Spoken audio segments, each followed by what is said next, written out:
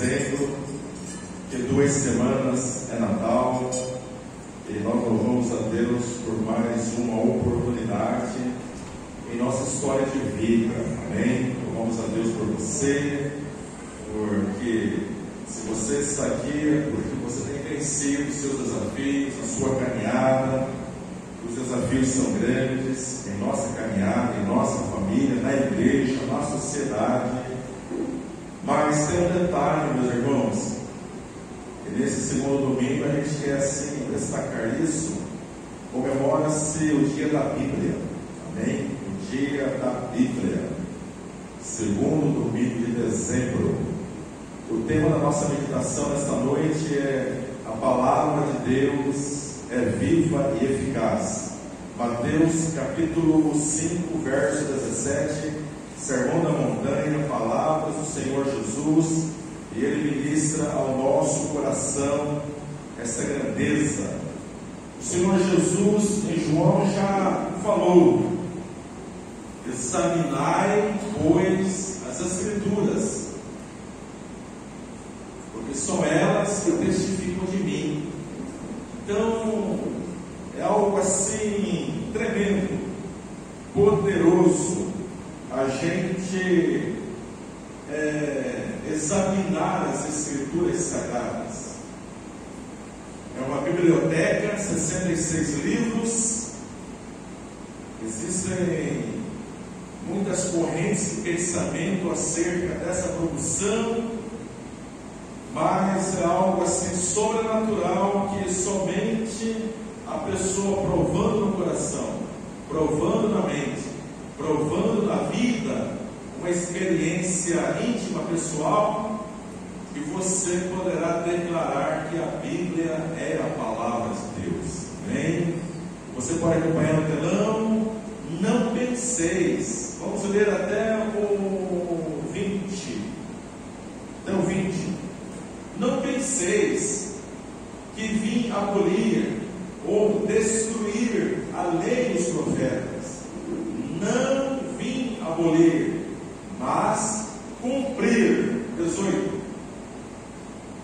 Pois, em verdade vos digo. Então, Jesus Cristo, Ele tem essa característica, esse perfil de falar com essa autoridade. Em verdade. Em verdade vos digo, vos afirmo, eu garanto essa palavra, eu garanto essa afirmação, amém? Antes que o céu e a terra passem, de modo nenhum passará uma só letra ou um só traço da lei, até que tudo se cumpra. Ou seja, toda palavra de Deus liberada se cumprirá no tempo determinado, amém? 19. Quem, portanto, desobedecer a um desses mandamentos, por menor que seja, e assim ensinar aos homens, olha só que decreto triste, doloroso, será chamado o menor no reino do céu. Aquele, porém, que os cumprir e ensinar, será chamado grande no reino do céu. Então, olha só, nós corremos o risco, em nossa caminhada de fé, em nossa história de vida, nós corremos o risco de desobedecer a palavra. Nós corremos o risco de ensinar errado a palavra. Nós corremos o risco de perverter a palavra. Ok? Por quê? Porque o Senhor nos dá liberdade na nossa inteligência para buscar de coração a verdadeira interpretação. Mas muitas vezes nós queremos interpretar para agradar a nós mesmos. 20. Pois eu vos digo que, se a vossa justiça não superar a dos escribas e fariseus, de modo nenhum entrareis no reino dos céus. Ou seja, se eu quero entrar no céu, se você quer entrar no céu, a nossa justiça precisa exceder a dos escribas e fariseus, precisa ser superior, amém? Que Deus abençoe essa palavra ao nosso coração. Muito bem. Quando eu tinha 15 anos, eu não era religioso. Se dizia católico, mas não era religioso. E, pela graça de Deus, eu comecei a ler o Novo Testamento. E quando eu comecei a ler aquele Novo Testamento por um desejo pessoal de conhecer alguma coisa desse mundo espiritual, não tinha um pastor, ou um padre, ou um pai santo, ou uma outra pessoa para me ensinar, para me orientar, para me explicar. Está entendendo? Então, olha só o poder da palavra de Deus.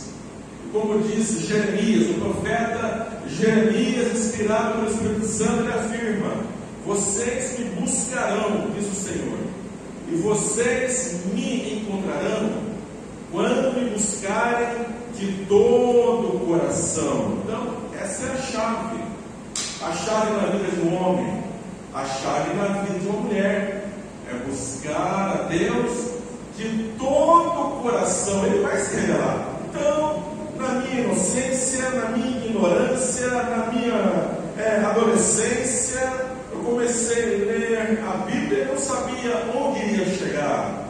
Mas quando nós lemos as Sagradas Escrituras com um coração sincero, querendo conhecer a verdade, o Espírito Santo de Deus se apresenta como nosso guia, como nosso orientador, como nosso instrutor, como nosso professor. Amém? Então, e nasceu um desejo muito grande no meu coração de conhecer. Li algumas coisas, entendia. Lia outras coisas, não entendia nada. Li algumas coisas, alegrava o meu coração. Lia outras coisas, gerava um certo medo no meu coração. Mas, resumindo, meus irmãos, foi através da leitura do Novo Testamento, que era distribuído nas escolas dos Gideões, foi através da leitura da palavra de Deus que o Espírito Santo me levou para Jesus, que o Espírito Santo me levou para a cruz, que Deus me salvou, que Deus mudou a minha vida, que Deus mudou a minha história. E hoje já são 42 anos andando pela fé com Jesus, mas tudo começou de que forma? Através da palavra de Deus, das Sagradas Escrituras. Amém? Muita gente chega na igreja porque foi convidado por alguém, porque recebeu um folheto, porque está passando por uma crise, porque perdeu alguém na família, está passando por uma luta financeira, ou está passando por uma enfermidade, ou porque está com problema no casamento. Muitas pessoas buscam a Deus das mais diversas razões. Não é errado. Ele aceita todo mundo do jeito que está, mas você não precisa esperar ver o seu próximo desesperado, enfermo, doente, se separando, morrendo, no hospital. Não, para que você fale de Jesus. Não, você, através do incentivo da leitura da palavra, você dando de presente um exemplar da Bíblia, você encorajando a pessoa a ler com o coração sincero, a começar no Novo Testamento. Eu comecei lendo Mateus, Marcos, Lucas, João, e o Espírito Santo fez a obra. Então, é o poder da palavra. Por quê? O Espírito Santo ele foi enviado para convencer o homem do pecado, da justiça e do juízo. O Espírito Santo é quem aplica essa palavra no nosso coração. O Espírito Santo é quem nos revela essa verdade. É o Espírito Santo quem cria em nós fome e sede de querer conhecer a Deus, buscar a Deus. Mas isso tudo é através da palavra. Nós temos o costume de falar que quando nós oramos, nós falamos com Deus. Mas quando nós lemos a Bíblia, Deus fala com a gente. Amém? É muito comum a gente ouvir das pessoas: eu quero fazer a vontade de Deus, eu quero fazer a vontade de Deus. mas eu não conheço a vontade de Deus. A vontade de Deus está revelada na sua palavra. Mas pastor, essa Bíblia foi escrita por homens. É verdade, homens. Por quê? Macaco não escreve, cavalo não escreve, cachorro não escreve, pato não escreve, galinha não escreve. Quem escreve é o homem. Mas homens inspirados pelo Espírito Santo de Deus. Aleluia. Homens santos falaram da parte de Deus. E a maior prova de que a palavra registrada na Bíblia é a verdade, é de Deus, é poderosa, é viva, é o que ela faz na vida da gente, é o que ela produz na vida da gente, é o que ela revela em nosso coração. Então, me deu vontade de buscar agora uma igreja. Já onde que fala de Deus? É no bar? É na boate? É no prostíbulo? É no supermercado? Onde que fala de Deus? Na igreja, né? Então eu falei, vamos buscar uma igreja. Para mim podia ser igreja católica, Assembleia de Deus, Adventista, não importa. E Deus me levou para a Igreja Batista da Fé em Várzea Grande. Na época estava dando Felipe Miller. E através da igreja, eu cheguei lá no domingo à noite, na quarta-feira, falei para o pastor: o que eu faço para fazer parte aqui dessa igreja? O que eu faço para começar a acompanhar vocês? Ele me explicou, falou os dados do culto, eu fui embora. Aí lá, depois de 1, 2, 3 semanas, ele falou para mim: olha, naquela quarta-feira, você passou aqui, você disse que ia voltar. Eu pensei com meus botões, esse é mais um daqueles que fala que vai voltar e desaparece. Mas eu voltei. Voltei para ficar. Foi no sábado, reunião de jovens. Foi no domingo, escola dominical.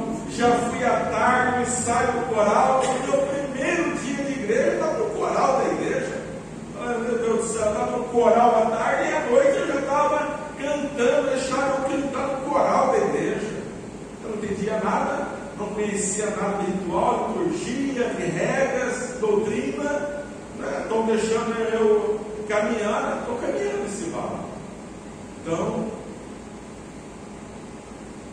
estou na igreja, nunca nesses 42 anos, sempre fui da Igreja Batista, tradicional e depois renovada, e nunca me desviei da igreja.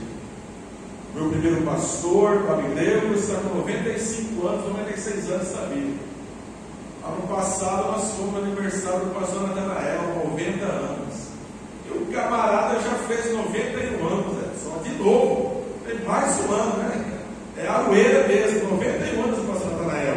Então, meus amados irmãos, quero dizer para você, quando você olha para o mundo, quando você olha o noticiário, quando você vê os rumores das notícias desse mundo, você pode descer, você pode perder a esperança, você pode desacreditar, você pode achar, parece que Deus nos abandonou, parece que Deus nos abandonou a sociedade humana, parece que Deus abandonou os governos, parece que Ele não liga mais para nós. Olha para a igreja, parece que Deus abandonou a igreja. Mas eu quero dizer para você, fique com a palavra.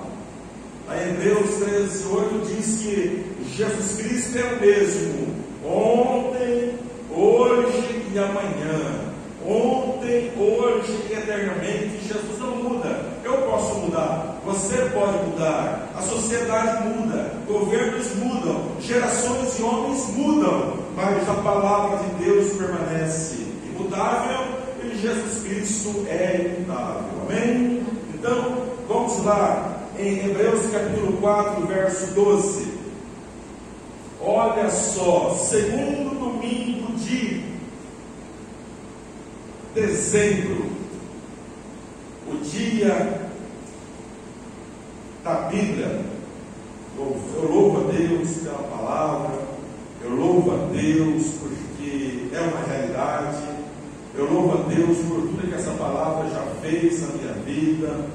4:12, Está escrito assim. Eu sei de cor, mas vamos ler aqui. Olha só. Porque a palavra de Deus não é a palavra de um pastor, não é a palavra de um líder espiritual, não.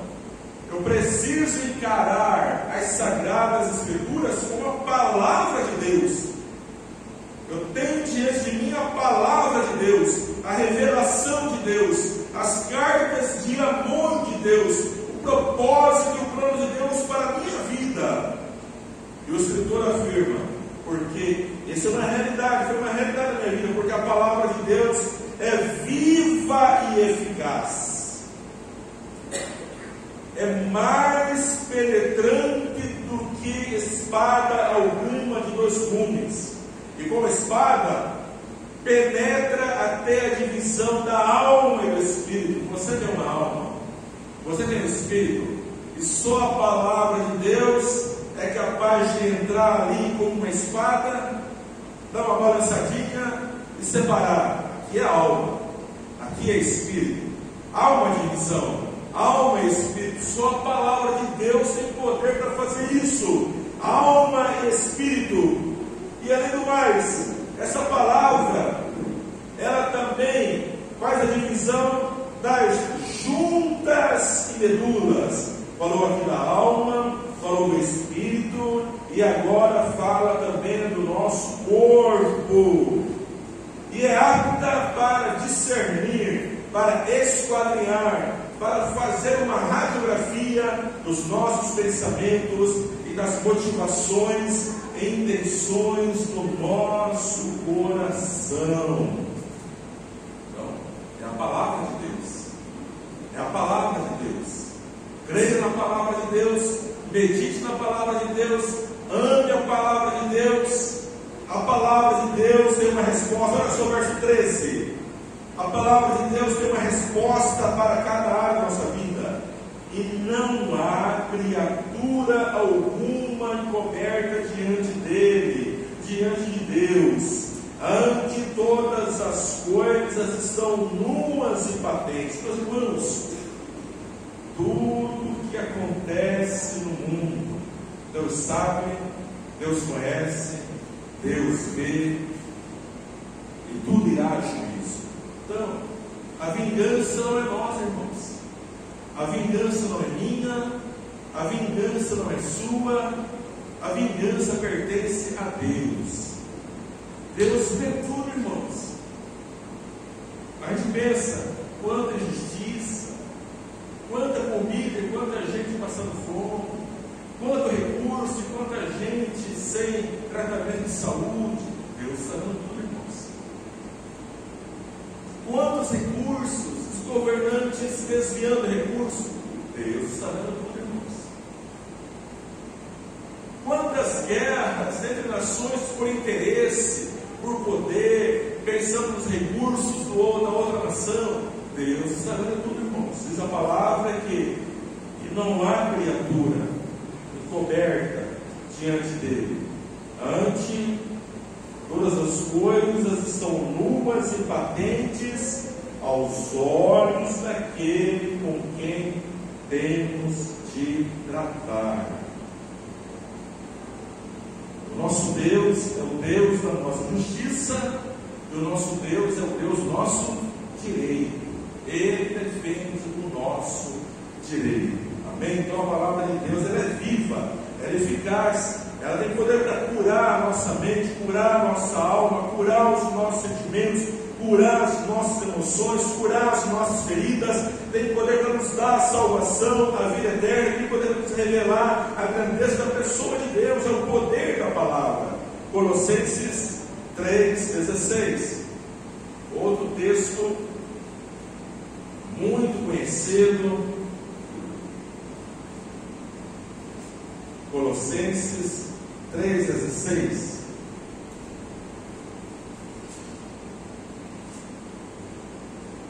A palavra de Cristo habite ricamente.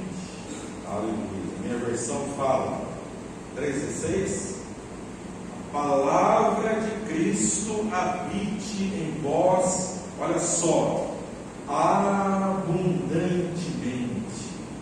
Abundantemente. Depois você pesquisa o que significa abundantemente. Não é conta-gotas, irmãos. Não é isso aqui, conta-gotas. Não são pingos, gotículas da palavra em nossa vida, não, irmãos. É como se fosse água jorrando na fonte, água sendo derramada, água inundando o nosso ser, meus irmãos, habitamente. Ricamente habite em nós a palavra de Deus, e essa palavra, habitando em nós abundantemente, de que forma?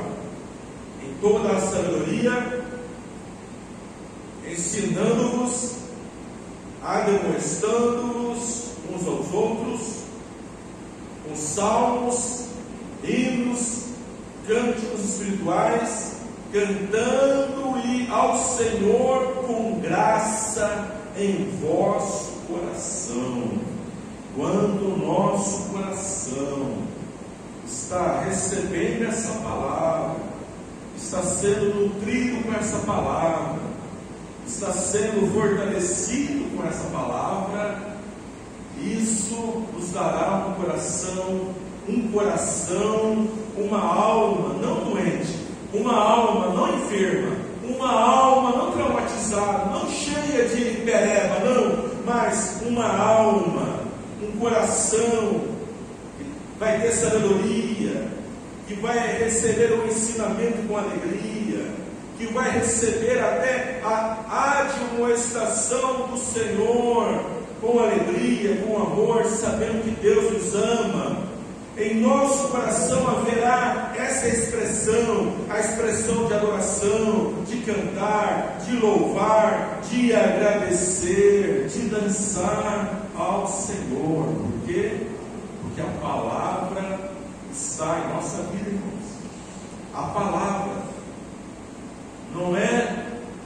nós não vamos encher a nossa vida de uma denominação religiosa, ou simplesmente de regras religiosas. Nós não vamos encher a nossa vida de uma tradição, de pode ou não pode. Nós não vamos encher a nossa vida, meus irmãos, de costumes. Não, é a palavra de Deus, é o poder da palavra, a palavra que é viva e eficaz, que tem o poder para transformar a nossa vida, curar a nossa vida, gerar um avivamento na nossa vida, um fervor em nossa vida, um milagre em nossa vida. É a palavra de Deus, meus irmãos. É a palavra de Deus. Aleluias. Lá em 2 Timóteo, Paulo escrevendo a Timóteo, 2 Timóteo capítulo 3. Olha só. Vamos ler a partir do verso 13. Quando você começa a ler o capítulo 3, vamos ler a partir do verso 13. Mas quando você lê a partir do verso 1, o apóstolo Paulo começa dizendo: Timóteo, eu quero te falar uma coisa. Nos últimos dias, agora também, no fim dos tempos, agora também, vocês passarão por tempos difíceis, tempos trabalhosos. Então, irmãos, quando nós lemos a palavra de Deus já nos dá um norte, já acende o sinal amarelo, já nos orienta, já nos ensina, para que nada que aconteça na sociedade pegue a gente de surpresa. Há 2000 anos, o apóstolo Paulo já escreveu para Timóteo: nos últimos dias, nos últimos tempos, virão tempos difíceis, tempos trabalhosos. Por quê? Porque o homem será, 2 pontos, se você ler ali, 18 qualidades desse homem: um homem egoísta, avarento, amante de si mesmo, desobedientes a pais, profanos, mais amigos dos prazeres do mundo. Então, são 18. Mas a partir aqui do verso 13, ele começa a escorrer, mas fala assim: mas os homens maus e enganadores, será que existem homens assim em nossa geração? Presta atenção. Mas os homens maus e enganadores irão de mal para pior, enganando e sendo enganados. Então, irmãos, o papel da igreja é orar, é verdade. O papel da igreja é interceder, é verdade. O papel da igreja é fazer batalha espiritual, orar pelos nossos governantes, pelas nossas autoridades, orar pela nossa população, orar pela igreja, orar pela família, é o nosso papel. Mas, meus irmãos, Deus oferece a salvação como um presente a todos. Cabe cada um receber, mas nem todos querem receber, irmãos. Nem todos querem receber. Olha só que texto abalador. Mas os homens maus e enganadores irão de mal para pior, enganando e sendo enganados. Tu, porém, Timóteo, tu, porém, Saulo, tu, porém, jardim de Deus, você que me ouve, permanece naquilo que aprendeste. Olha só, permanece naquilo que aprendeste. Fundamento não é o que você aprendeu no curso de medicina, ou de contabilidade, ou de matemática, ou do curso. Não é isso que está falando, não. Permanece naquilo que aprendeste e de que foste inteirado, sabendo de quem o tens aprendido, e que desde a tua meninice sabe as sagradas escrituras. Aleluias. Não importa se o homem vai de mal a pior, meu filho. Não importa se o homem vai enganando e sendo enganado, não importa. Não importa se nós vamos viver dias difíceis, dias trabalhosos, não importa o tipo de crise que vai assolar a nossa sociedade, não importa, mas você, meu filho, permanece naquilo que aprendeu, permanece naquilo que fosse inteirado, permanece naquilo que você aprendeu, porque você, desde a sua meninice, sabe as sagradas escrituras, que podem fazer-te sábio para a salvação, pela fé que há em Jesus Cristo. A palavra de Deus pode te salvar, a palavra de Deus quer te salvar, e ela vai te salvar através da fé em Jesus Cristo, amém? E olha só o verso 16, verso de ouro: toda a Escritura é divinamente inspirada e proveitosa para quê? Primeiro, para ensinar. Segundo, para repreender. Terceiro, para corrigir. Quarto, para instruir em justiça. Então, irmãos, a palavra de Deus é viva. Ela tem poder para quê? Para nos ensinar, para nos edificar, para nos instruir, para nos corrigir, repreender, para fazer uma obra sobrenatural na nossa vida. Com que propósito? Por que tudo isso, pastor? Porque a Bíblia é fundamental na nossa vida. Eis aqui o propósito: para que o homem de Deus, que é você, para que o homem de Deus, que sou eu, homem genérico, a mulher de Deus, seja perfeito, ou seja cada vez mais maduro, cresça cada vez mais para alcançar a medida da estatura de Cristo, para que o homem de Deus seja perfeito e perfeitamente instruído para toda boa obra, amém? Qual é o propósito? Produzir em nossa vida maturidade, produzir em nossa vida essa força, produzir em nossa vida raiz. Com que propósito? Produzir boas obras. Boas obras. Fazer coisa boa nessa terra. Já tem tanta gente fazendo tanta coisa ruim nesse mundo, e Deus levanta a igreja com esse propósito: praticar boas obras para glorificar ao Pai. Então, a vingança não nos pertence. E para encerrar, Evangelho de João, o quarto Evangelho, o Evangelho do Apóstolo do Amor diferenciado, capítulo 1, verso 1, está escrito: no princípio era o Verbo, e o Verbo estava com Deus, e o Verbo era Deus. No grego, o verbo é logos. Verbo é logos.